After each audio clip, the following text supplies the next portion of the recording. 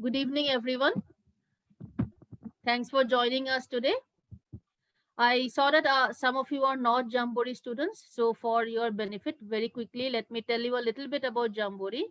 So we started out in 1993, and we are in this space where we train students for GMAT, GRE, SAT, TOEFL, and IELTS. Only these 5 exams, and we do admissions counseling for the universities which accept scores of these exams. So our scope is very limited. You can think of us as specialists. We don't do things like CAT or BBA exams, etc. Our focus is very strict on these few exams only. And we don't we consciously don't do a lot of things because we want to focus on these specific exams and excel in those, right? Every year we train close to 15 to 20,000 students on various exams, and we help them out with their applications and admissions as well. We have 39 physical centers across 22 cities in 4 countries. We have a strong digital presence as well. We have been teaching online since 2012, and during this pandemic we are actually under lockdown since March, but our classes are going on online. The transition was quite smooth for us because we already had the necessary infrastructure to teach students online. Okay, so hopefully we do plan to restart our classes in our physical centers as soon as the government allows coaching centers to reopen. Students who are taking classes with us online, they have the option of coming to our centers and repeat their classes if they want to once the centers open. And because of that reason, a lot of students do enroll with us. That is one differentiating factor between Jamboree and other purely online companies. Okay. Having said that, so if any of you, those of you who are not Jamboree students, if you want a demo GMAT or GRE class to see how we teach, we'll be happy to give that to you. You don't have to pay anything for that. A lot of our students score more than 700. Actually, about close to 25% of our students score more than 700 on the GMAT over the years. So if you want to see how we teach, how, especially the verbal portion, if you want to see how we teach, then do leave your number in the chat. We'll be happy to give you a free demo class of GMAT or GRE, an exam of your choice. And we do extensive profile evaluation and profile building, not just evaluation, but building also. If there's a gap in somebody's profile, we work with the student to see how we can bridge that gap, how we can fill that gap. We get students sometimes whose academic records are poor or whose work experience is not that convincing. So then we recommend students, to do certain activities to fill up that gap. So we work very closely with students for profile evaluation as well as profile enhancement. If you want a free profile evaluation session also, you can leave your number in the chat. Someone from our team will get in touch with you and schedule either the demo class or the profile evaluation session with you.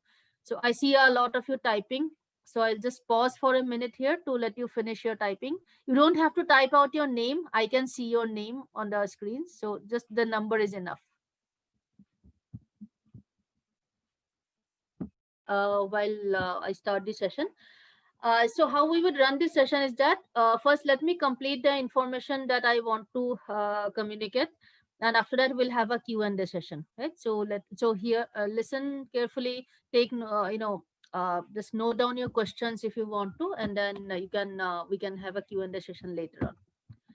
Okay, very outset, I just want to just put up this slide about, these are the admissions criteria. So when you apply for any management program, whether it's an MBA or MIM, so these are the admissions criteria, right? So university would need an exam score, either the GMAT score or the GRE score. Nowadays, a lot of the universities also accept scores of the GRE exam. So GMAT or GRE score, a language test, depending on which college you want to go to, which country you want to go to rather.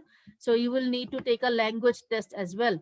You may not have to take it, so do check with an admissions counselor, do check with the universities about whether you need to take a language test or not, right? Then your academic record means your whatever you have done in your bachelor's degree and beyond.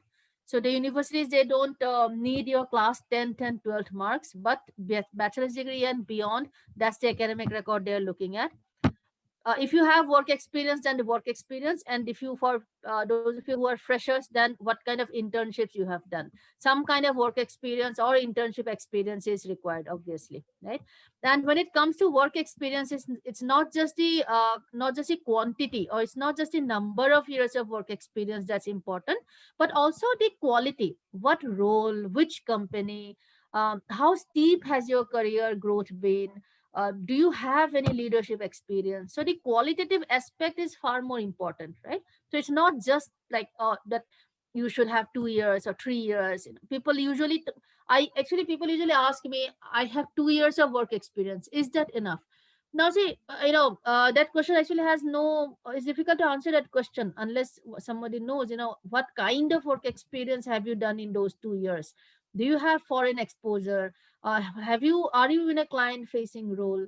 Are you in a strategic role? So your role, and how important your contribution to the organization has been, that's also very, very important. So work experience or internship, both of these things, it's not just a number of years, that's important, but the qualitative aspect, that's far more crucial. Then extracurricular activities is very important. This also happens to be the weakest thing on an Indian student's profile. But extracurricular activities definitely very important when you apply for management oriented programs, MBA, MIM, etc., etc. Essays and letters of recommendation, they form a part of the online application form, right? So these things you would have, obviously. And then how you present these accomplishments, into the admissions committee. So the essays and the LORs are the tools using which you present these accomplishments, right? So this overall, so when we talk about a profile, this is actually a profile, right? Only having the if you have a very good GMAT score, very good TOEFL score, great academic record, excellent work experience, extra, so just having these four things very good is not enough. You have to now present them in an appealing manner to the admissions committee, right? So these in short are the admissions criteria. Now CV is so whatever you will be presenting in your CV would also be covered in the rest of the application, by the way. The CV will not have any brand new information. The online application form would be asking you about your academics, your job, your job accomplishments, your job, your job responsibilities, etc. But so what's important in the CV is that it's a one page thing that the admissions committee can go through quickly.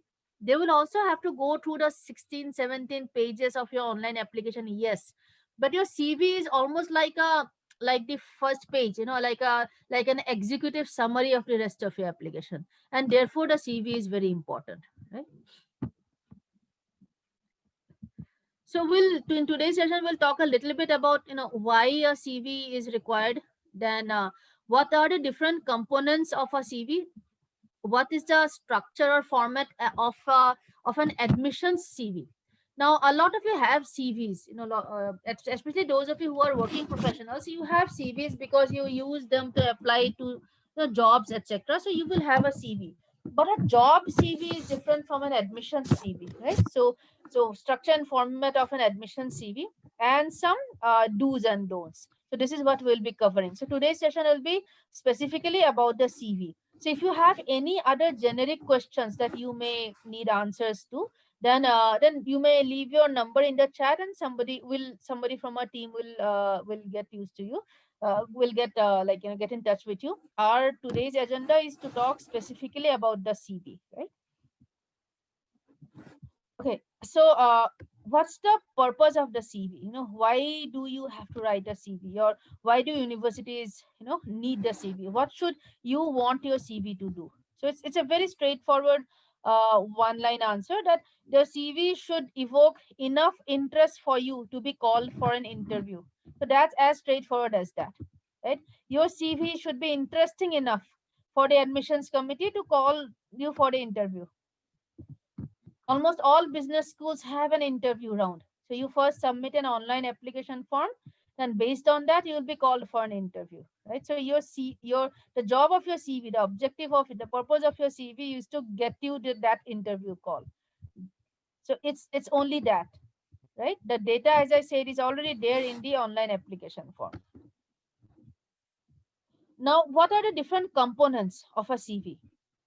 Your CV must reflect six key dimensions. So you have to do a little bit of reverse engineering. So let's think about, what do business schools look for? What do business schools want, right? So and then those are the things that you have to highlight in your CV, right?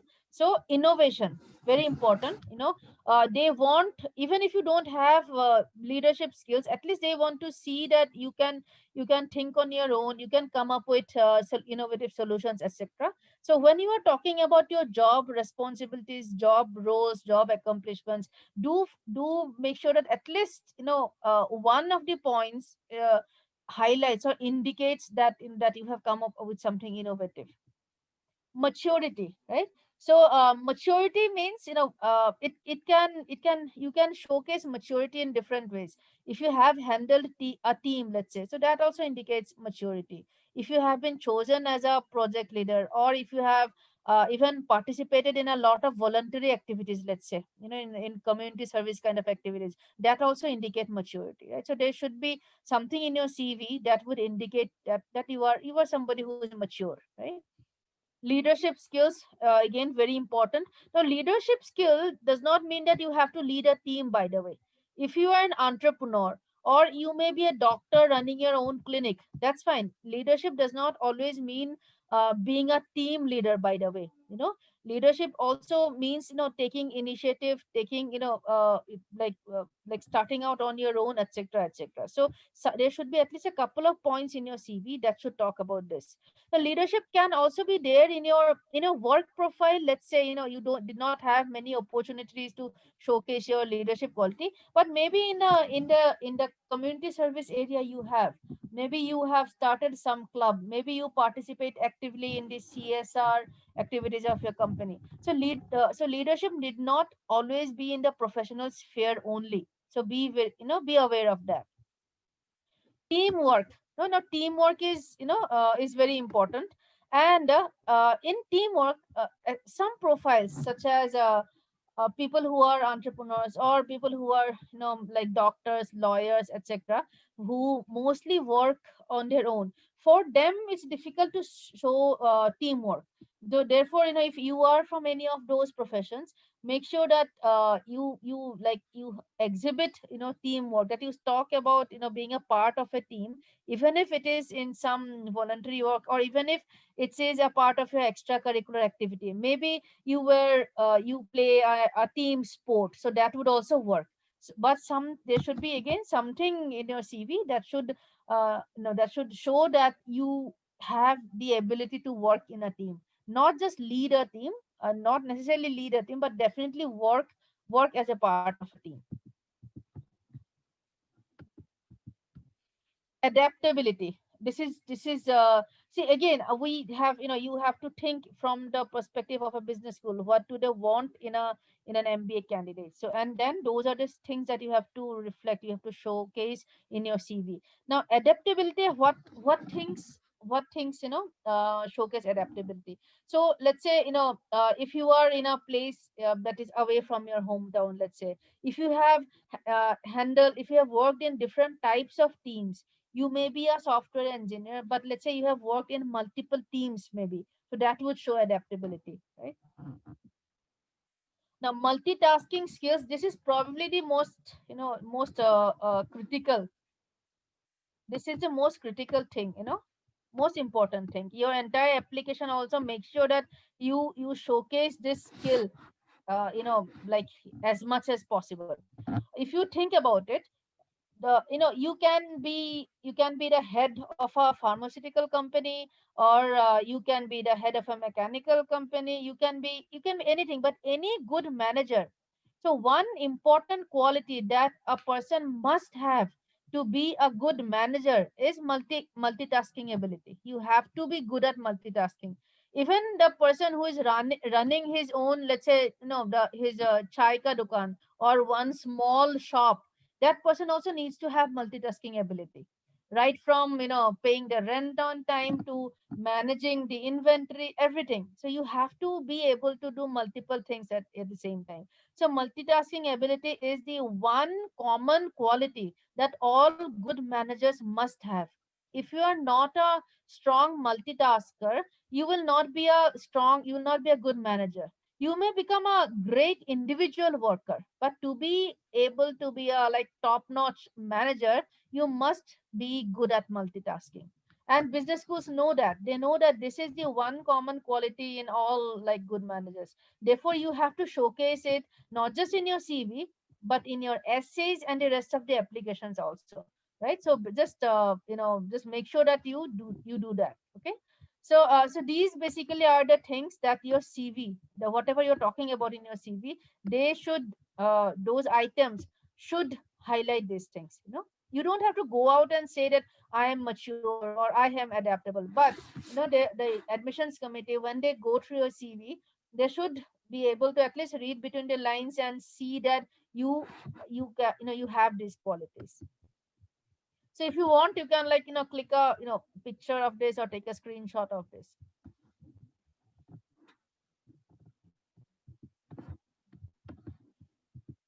Now, like, let's go to the structure or format of a CV, right? So I often get this question from students that, okay, can you give me a template, or can you give me a sample CV, right? Or what should I write in the CV? Should the first section be academics, or should it be work experience? So I mean, there are questions around the structure format of an admission CV. So basic thing, start with your name and link and the link to your LinkedIn profile. Right? This is in today's world. This is, I am sure everybody has this. If not, then like have it, right? So start with your name on top and a link to your LinkedIn profile. Don't write your physical address, email ID, phone numbers, etc. Now this is one common mistake that students do. They will have the name, then they will have the email ID, the phone number, the address, and etc, etc. But remember, all that data you have already put in the online application form. So the admissions committee, they don't need to see that again. They are not actually looking to hire you, right? So no point in giving that data. So write your name at the top and then give a link to your LinkedIn profile. That is enough. Don't waste space. You can write only a one-page CV. Business schools want only a one-page CV. So don't no point in wasting the space, right? So don't write your physical address, email ID, phone numbers, etc. Divide your resume into 4 or 5 sections, so it can be up to you, right? So use headers for academics, experience, projects, achievements, awards, extracurricular activities. So these are some of the common headers, but it can vary. For example, uh, if let's say if you are in a job profile which is maybe you are a scientist, maybe you work in an R&D department, right? So you may even have a publications section also, right? On so it varies a little bit. It varies a little bit, from profile to profile. Academics, you should talk only bachelor's degree, unless there is something really strong about your class 10th and or 12th. So for instance, in class 10th, let's say you were the state topper, or maybe you scored the highest mark in science in the entire CBSE board or something. If there is something really exceptional, then mention that, right? Maybe in class 12 again you were, let's say, top 1% in CBSE board, or if there's something really extraordinary, then write about that. Otherwise, a bachelor's degree is enough. And when you write your bachelor's degree, then give the name of the college, name of the university. Your marks should definitely be there. And again, if there's something extraordinary, maybe you were second in your university, or maybe you were first in your university, then do include that as well, right? So basically highlight the best things about yourself. If it is nothing extraordinary, then don't. If you don't write something like top 30% in the university. So top 30% is like uh, little above average. That's it, nothing extraordinary, right? So don't include data for the sake of including data. And that is my problem with samples. Whenever students download these samples or download these things from the internet, so they would not understand the logic behind the data point, and they would just follow it. So I had a student who sent a CV, and he had written the same thing, that top 30% in the university. So when I asked him, I realized that he had downloaded some sample from the internet and he was following that format.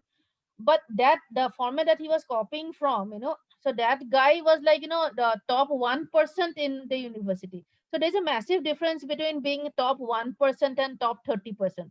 The top 30% will actually, end up being negative. So if there's nothing extraordinary in your profile, don't write about it, in your CV. Okay. uh, Similarly, work experience also. Now I face a lot of problem when I get these software CVs of software engineers with 5 to 6 years of work experience. So what they tend to do is that they tend to divide, they tend to detail just the project, the name of the project, how many people, what are the coding languages that they use, etc., etc. So the CV never happens to be one page. They end up sending 2 to 3 pages of CV, and then so that's not how you write an admission CV. So let's say you have been working in Infosys maybe for the last 6 years. So you don't have to write, you don't have to write all the, like, all all the projects that you may have done in 6 years. That's not important. So what have been the highlights of your career with Infosys in the last 6 years? Things like, I got promoted within 7 months, or handled handled the highest amount account, etc., or awarded for retaining the maximum number of clients. So talk about your experience in terms of your accomplishments only. Okay. So and like, use power words such as led, handled, succeeded. So use some power words. Don't say that participated in a conference. So that's not strong enough.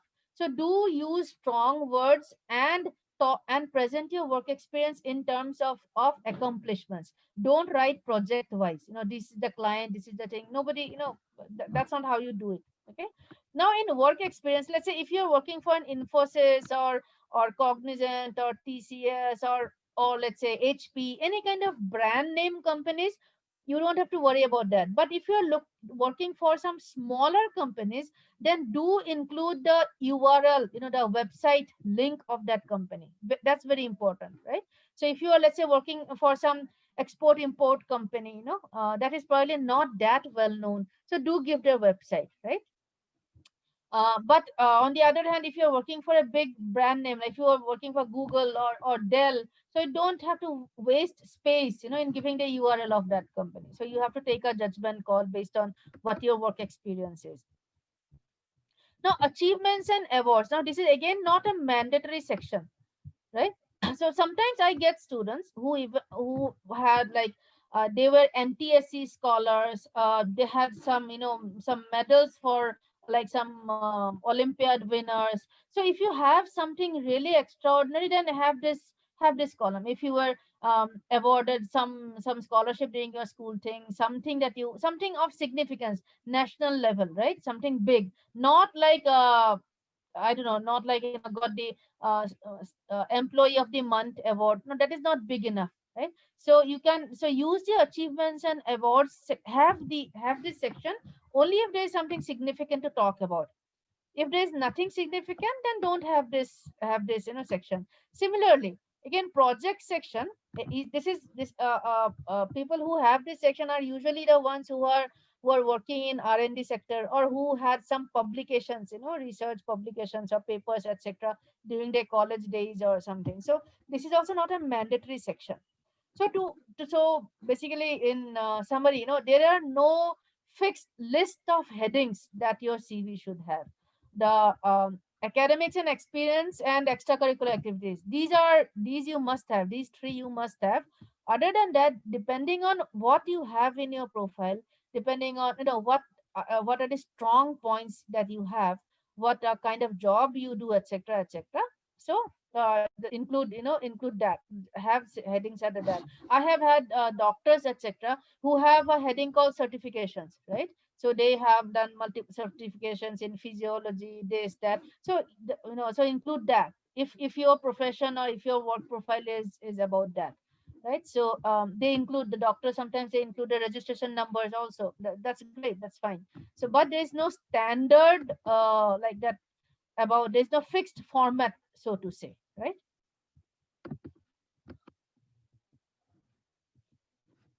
Now within these segments, the sections, the that we talked about in the previous slide, present the facts in reverse chronological order. That means start with the most recent. So again, let's take the example of somebody who's working with Infosys for the last 6 years. So when you are saying handle this or led this, so so first bullet point should be about the most recent accomplishment, right? So so reverse chronological order. Your extracurricular activities, start with the most recent one that you may have done. Okay. And especially with extracurricular activities, if it is an ongoing activity, so maybe something like 2015 to 2020, something that you started in 2015 and still going on, right? 2015 to present, let's say. Because it usually happens with extracurricular activities, not for job profiles that much. So let's say you have got three activities, one in 2015 to present, and maybe something you started in 2019, so then the order should be the first date whenever you started, the one that you started most recently, right? So you can, and to present, let's say, right? Maybe 2018, then something that you did 2015. And they can also be activities that you have been, let's say your hobbies also come under extracurricular activities. So maybe something like singing that you have been doing since I don't know, 2000, maybe 2000 till present, let's say, okay. So whenever there's something that you started at some point but still continuing to do, then pick the date that is most recent. Pick the activity that you have started most recently. So a resume must emphasize actions, results, and achievements. That's like, it should not be this is my role. My role was to talk to clients. So that's, so what, that's not important. That part, what your responsibilities are, that you would be anyway writing in your online application form. Your resume only, that's why they want only a one-page CV. They want to see your, like, the actions, your results, and the achievements, accomplishments, in short. Quantify impact and scale. Now this is another point where I struggle, with students. So they are not able to they are not able to justify why they put a certain point in a CV, right? So just saying that led a team of 20 people is okay, good, but what did that lead to, what did that cause, how did that help the how did that impact the organization? So always in talk in terms of increased revenue, profits, quality, maybe the bugs were reduced by 40%, etc., etc.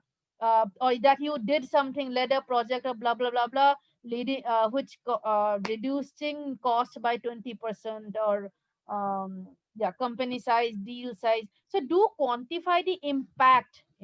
So whatever your accomplishment may be an accomplishment for you, but how did it impact your organization? That is the bigger, actually, that is the bigger thing. For you, maybe getting a promotion is good, but yes, but if you had successfully led a project, or or implemented some process that led to the company saving money, or earning more money, so that, in the eyes of the admissions committee, that is a bigger accomplishment. So do always quantify, wherever possible, quantify the impact of the thing, of the accomplishment that you're writing in your CV. Provide tangible figures as much as possible, to show that that your whatever you did, how your actions, that led to the again benefit of the company, your own success, etc., etc. So be after reading, after writing your CV, after the first draft of your CV, have a lay person read that and ask him or her whether whether they got impressed or not. If your friend, or if that person is not impressed, then your admissions committee member is also not going to be impressed, right? So start your statements with an action word. I already told that. So don't write, doing or heading, or I am. So just avoid. So your CV should not have these words. That I am the head of the something. So it should not be full sentences. Your CV should always have bullet points, starting with a strong action word. Right? Things like, even if you're writing about academics, so some examples that ranked in top 50, for example, achieved client satisfaction rate of whatever it is, boosted sales by 30% over the previous quarter, right? Don't just say boosted sales by 30%. Over what? So when you're giving data, also be very careful. How do we, or how do people think of data? Boosted sales by 30%, what, over the previous quarter, over the previous year, organize the department to, like, whatever it is, to increase efficiency, etc.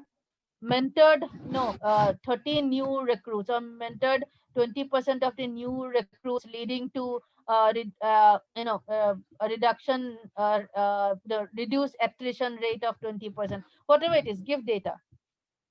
So if you want some, so these are the couple of links, where they talk about these action words. What kind of action words you should be using in your CV, right? Please take a click a picture of the screen. If in a, I mean, it will be there in the recording also, but do do like just choose this, take a picture of this. What kind of action verbs? So if you start your CVs, with these action words, so they will have far more impact. So this is like research being done by Harvard University and Stanford University, and it's their kind of research. So definitely it's going to be useful. I mean, when we write, in Jamboree, we have an admissions counseling division where we help students with writing the essays, letters of recommendations, and CV. So we extensively, study the what the business schools want. We extensively study the business schools requirements and what they like to see and hear. And based on that, we choose our even basic things like writing style, vocabulary, etc. So these two articles are from our our database actually. So do use these. Just hang on, let me try to find the link and copy paste it in the chat window. Hang on for a second. So when we in the admissions division, when we write students essays and letters of recommendation and CV, so we do extensive research on the universities. We get in touch with them, we interview them to find out what they look for in candidates, and then we kind of reverse engineer the whole process, right? Giving universities what they are looking for in candidates. Right, moving on. Okay, the second link. Okay, just let me check the second link. Hang on. Okay. So yeah, so do use these resources. Moving on. So keep your resume to one page. Business schools want a one page CV. And to make one page, sometimes I see students, they use font size of 8. Now that's ridiculous. One page does not mean that you just you use a font size of 8. So do stick to minimum 10. The font size should be minimum 10. Ideal is 12. Either use Times New Roman or Arial, right? But don't just to fit everything in, don't use font sizes of 8 and 7. So right, don't act smart, right? So just 10 to 12 font size, Times New Roman or Arial. That's it. Keep statements short to highlight impact. Don't write more than 2 lines. I'm not talking about sentence, I'm talking about line, right? So just keep your statement short. Just let me just give you an example of how to write. So the first statement is wrote a software code that was a part of an application for a client and helped to reduce the client's downtime by 10%. Nope, nothing problematic about this. In fact, this ticked a lot of the boxes. It talked about the that the person wrote it himself or herself, and giving the impact also by. So this is actually good. This is a good accomplishment to talk about. But the way in which it is written, it can be written in a far better manner, right? So instead of that, you just write this one. The created now created is a better word than wrote, right? Created a complex software solution to reduce downtime by 10%. So when you say down, you don't have to say clients downtime or whose downtime. So this is enough. This is a short sentence, and it is more impactful because it is short. Plus, wrote versus created. Actually, it's the same thing. When you write a software code, obviously you are creating it only. But definitely, the word created it sounds far more impactful than wrote. So this is what I mean by saying that uh, use strong action words, and write short statements to highlight impact. Okay, so when you write your CV, make sure that it is for it to be impactful. You have to do There are a lot of do's and don'ts around this. uh, Write 1 2 sentence executive summary of your research projects, publications, internships, if you have any. Again, I repeat, if your job is not related to this, then you don't have to worry about this part. Club extracurricular activities and hobbies into buckets. you know so let's say you are like, you play basketball, you do swimming. So if but all your extracurricular activities should not be around sports only. So if you can have buckets, if you try to find at least try to tick at least couple of these boxes. Your extracurricular activity should also not be one dimensional. Maybe you play cricket, you know maybe you participate you in theater, etc. Maybe you sing something related to performing arts. Maybe you have learned Chinese or Japanese as a foreign language, right? Or maybe you are a member of Toastmasters. So whatever your extracurricular activities are, uh, instead of having all in the same type of extracurricular activities, instead of talking about 5 sports activities alone, it's better if you can have 2 3 different types of extracurricular activities, right? That will present you as a multifaceted personality, right? So try to have different types of extracurricular activities. And you don't have to have all of these, by the way, right? So maybe you have a blog, you know the where you write.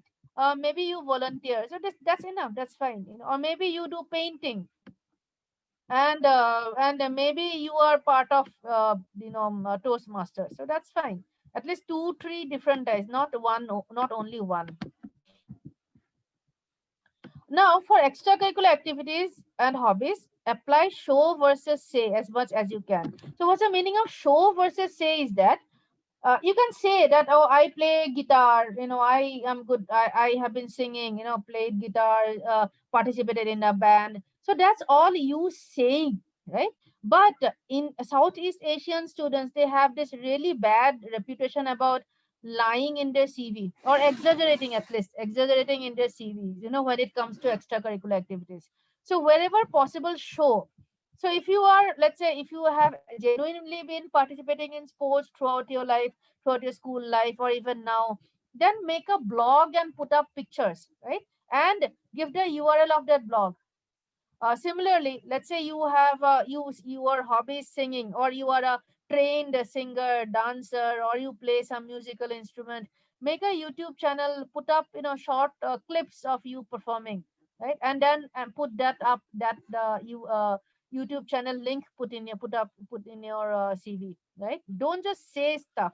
Show them, that demonstrate, literally demonstrate. Okay, so you have to find ways to demonstrate your extracurricular activities. As I said, um, you know universities, whenever an Indian student say something, they would like to see you do that. Indian students and Southeast Asian applicants in general, they have a bad reputation of exaggerating in the extracurricular activities segment.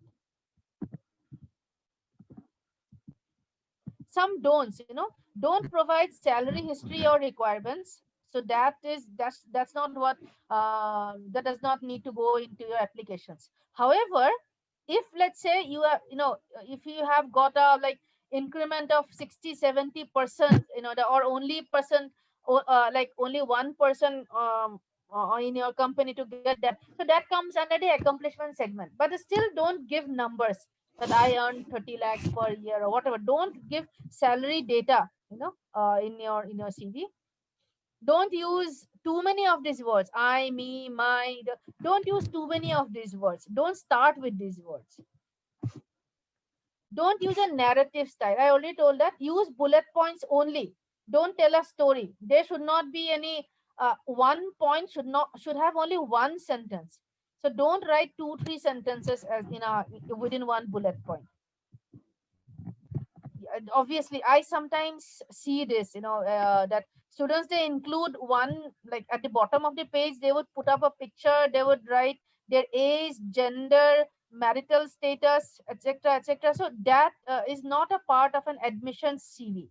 I mean, I don't even know whether it's a good idea to be there on a job CV. Like, at least I would not want to see in anybody applying to Jamboree. I don't want to see this part, right? But some jobs maybe you are required to have this portion, but definitely for admissions CV, you must not have the picture, age, gender, all these things you should not have. Don't use abbreviations, acronyms, or terms that are specific to your industry, right? So spell it out as far as possible, right?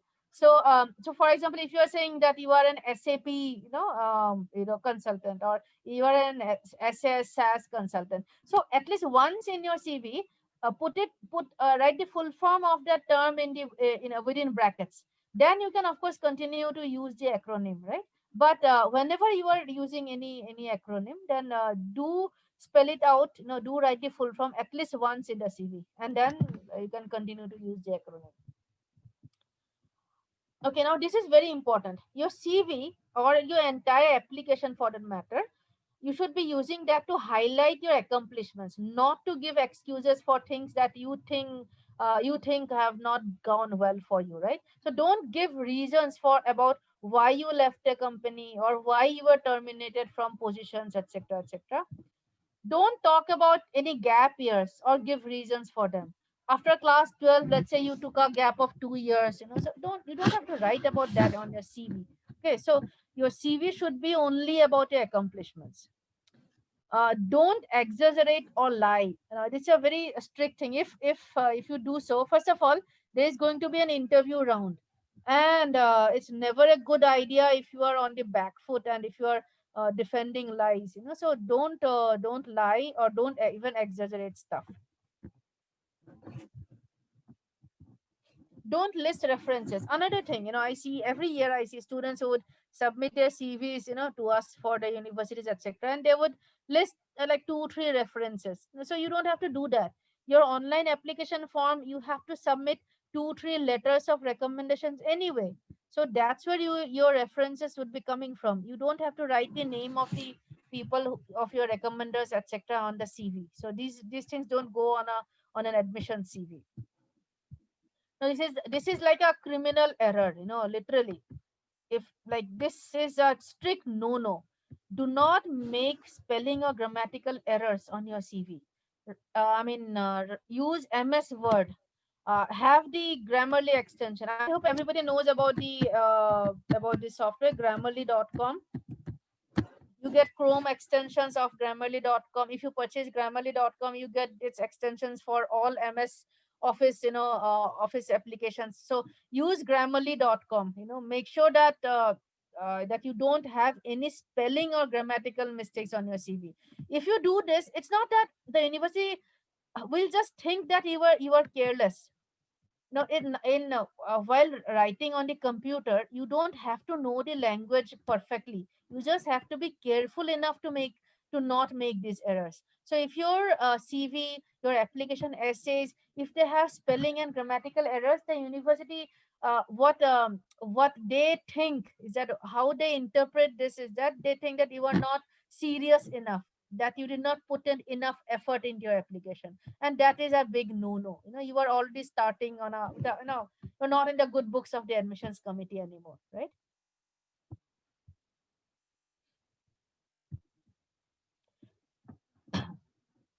Yeah, don't use fancy or colorful formats. Okay, this is, again, I see often CVs with blue borders, something line in the middle and divided into two parts. So don't go for these things. I sometimes like see this kind of CV, right, where there's a line there are points here, then there are points. So don't do all these things, right?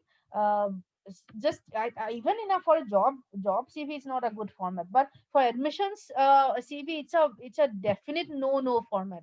Use black colors, Times New Roman, Arial, end of story.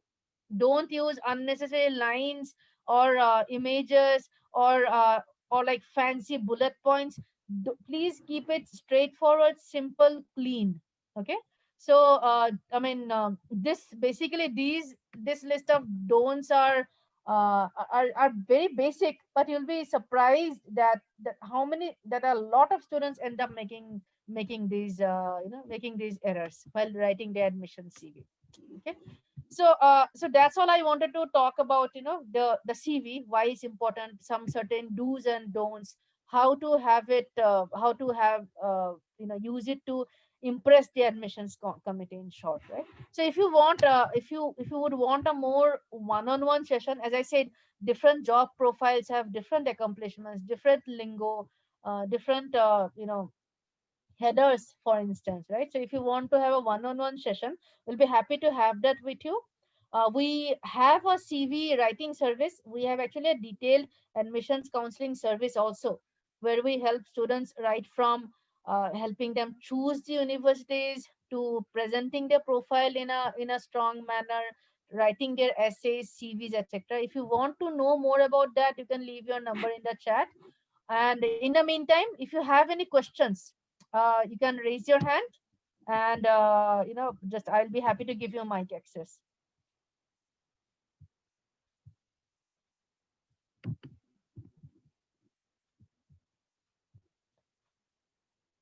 And some of you are asking whether this is so. Yes, this session is recorded,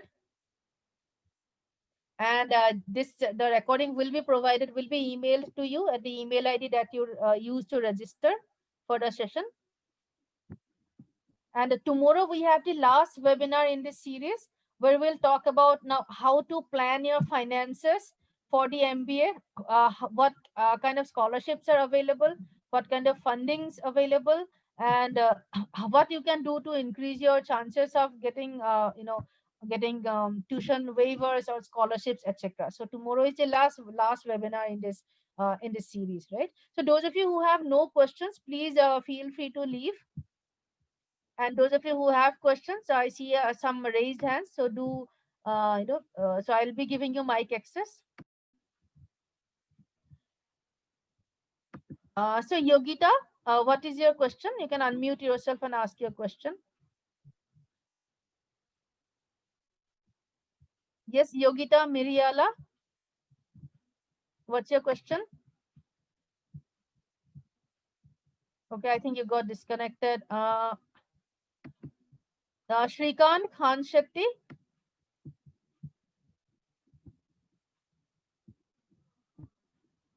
Shrikant Khan Shetty, you can unmute yourself.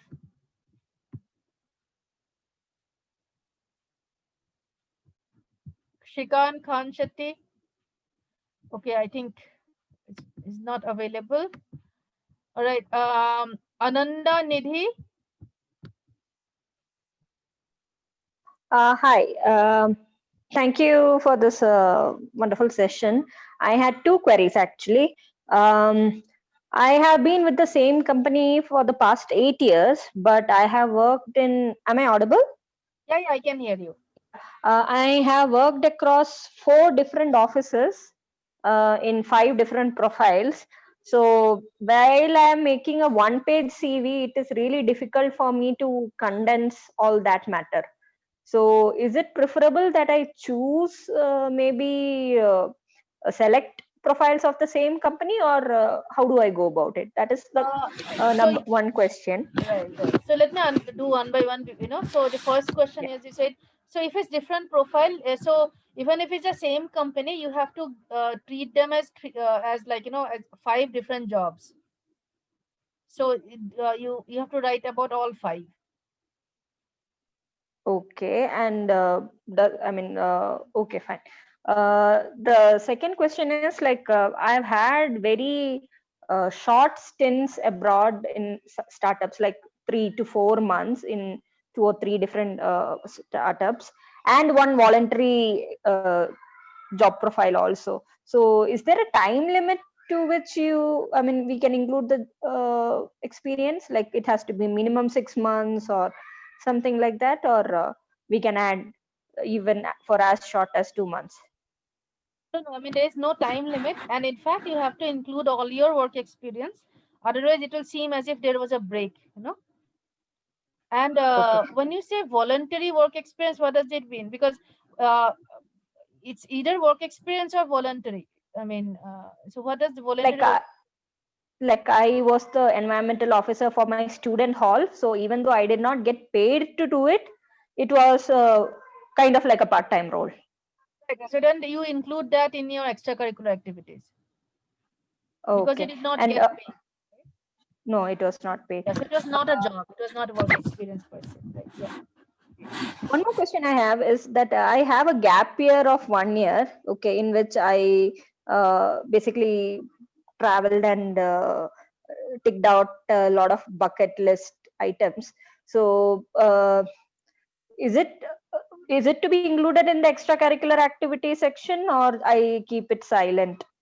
No, no, you write about that in your essays, in your application essays. Somewhere you write about the experiences that you may have had, in that 1 year traveling or whatever you did. So write about that in the essays, but don't include that in the CV.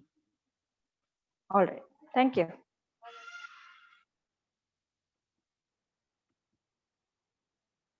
Leela, Leela, Leela Gautam. Can you hear me? Yes, I can hear you. Yeah. Hi. Thank you for the session. So my doubt is there has been mentioned that we include as many as links as possible to validate whatever we say in our resume, right? So I was just trying to understand. Well, I was actually looking to put as many links as possible, but I felt like putting links also, it comes in a blue color format with an underline actually. That's So good. That's okay. That's fine. That's hyperlink. The standard hyperlink format. yeah, That's that's fine. the standard. But what I tried was wherever I was keeping the link, instead I tried to, if I'm mentioning about a company that's not well known, I'm usually hyperlinking the name itself, and I'm removing that underline as well, and renaming it. The color is also being changed. Is that suggested, or it should be only in the hyperlink format?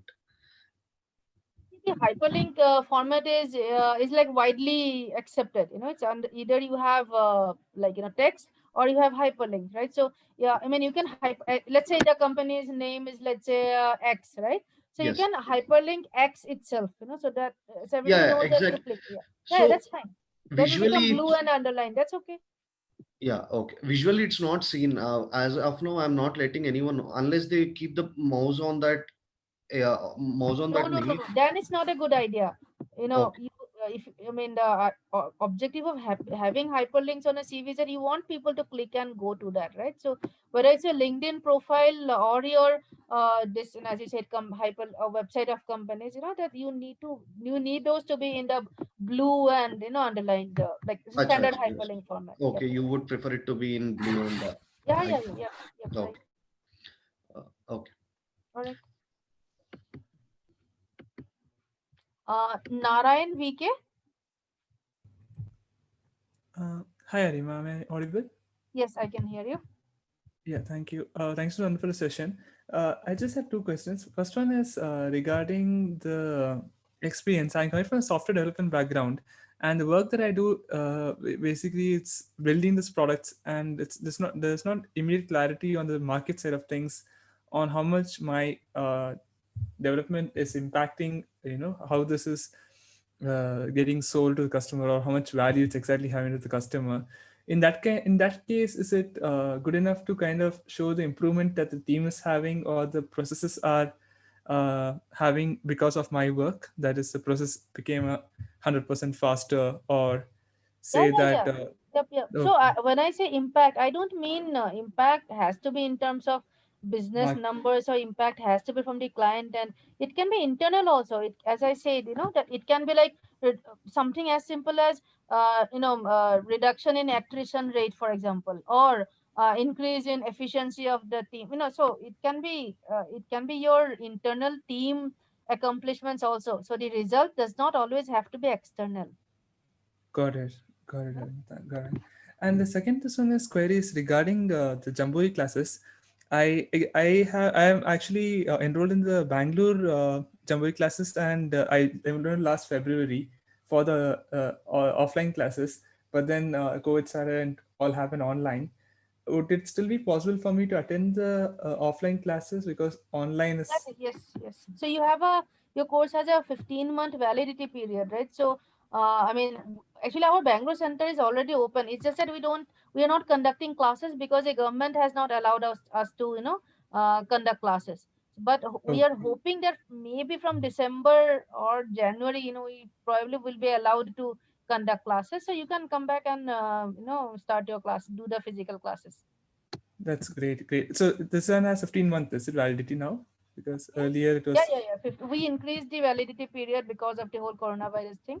So you have a Okay. 15-month validity period. That's wonderful to hear. Thank you so much, All right. Arun. And one final query: all the four series in this webinar, you'll be sharing the links, right? Recording links, or I'll have to only for? check with our team. I'll have to check with our team. The recording should be uploaded on our YouTube channel. So I hope you are subscribed to our YouTube channel. So usually the Yes. webinar recordings are uploaded there. Okay, great. I will then check it over there. All right, All sure. right, Naren. All right. Thank you. So we'll take two more questions. So let's have Janavi Sachdeva. What's your question? So those of you whose questions I was not able to answer, no, do leave your questions in the chat window along with your number. Our team will address your queries. Hello, ma'am. Yeah, hi Janavi. Ma'am, actually, I was asking that we can put our online certifications in our resume, like online courses which we have completed. So, Like your Coursera and all. yes, ma'am, LinkedIn, Coursera's, and all. Yeah, yeah, you can. You can. Okay, ma'am. Thank you, ma'am. All right. So I see some questions in the chat. I'll just quickly go through that. Ankit wants to know, are the Delhi centers open? So Ankit, yes, all our centers are open. I mean, so our sales staff, they are there, but faculty is not there because, as I said, the government hasn't allowed the classes in educational institutes. So the faculty are not going to be there. But the centers, yes, we opened actually we opened last month. Our classes, we are hoping as soon as the government gives the green signal for starting classes, we will start the classes. Okay, Vedant, what's your question? Vedant Kulkarni. Yes, ma'am. So I had one question. Like the person before me said that we can put Coursera. You said yes to that, right? The Coursera thing. Uh, so just about that, do we put it in that in our academics, or do we put it in our Certificates. LinkedIn profile and they'll just check it? No, you do in your just if you're see if what you have to do, if in your one page CV, if you have space, then don't put this under education, let's say, right? Put it as certifications. Okay, as Have a certification. heading And if certifications and include there. okay, ma'am. And just one more question. I wanted to ask you. So my extracurricular habit is like I have a hobby of reading. Okay. So you said that we should show it. Okay. So can I put a link to my Goodreads profile to show them that I have read these books and all? Yeah, you can. You can. Okay. In that way, I can show that I'm a reader. Yep. Okay. Thank you, ma'am. Thank All you. right.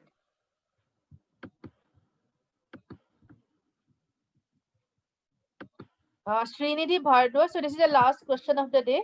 Again, if I was not able to answer your questions, please type out your question in the chat window and leave your number. Hello. Someone, no, we will answer your question. Yes, Srinidhi, what's your question?